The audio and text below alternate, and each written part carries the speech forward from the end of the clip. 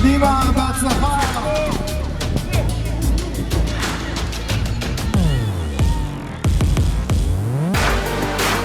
יש התעניינות רבה ומתח רב והמון התרגשות. חשוב לציין שהמורים לחינוך גופני עבדו למעלה מ3 חודשים והכינו את התלמידים לתחרויות. 200 ילדים, 10 בתי ספר, מתרגשים מאוד, נהנים מאוד לארח את זה. אני כל פעם, היום הזה מרגש אותי מחדש.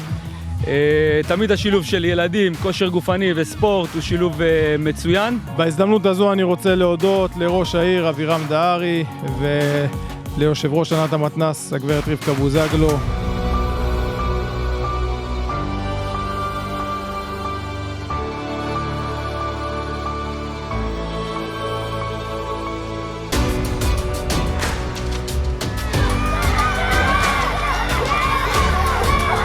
כל הכבוד, כל הכבוד, כל הכבוד.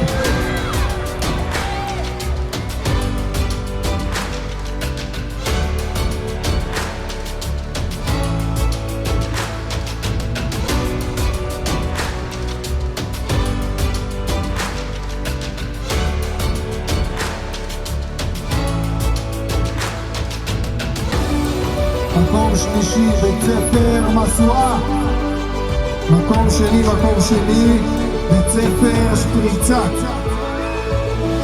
ועם 380 נקודות, מקום ראשון, בית ספר לובליה.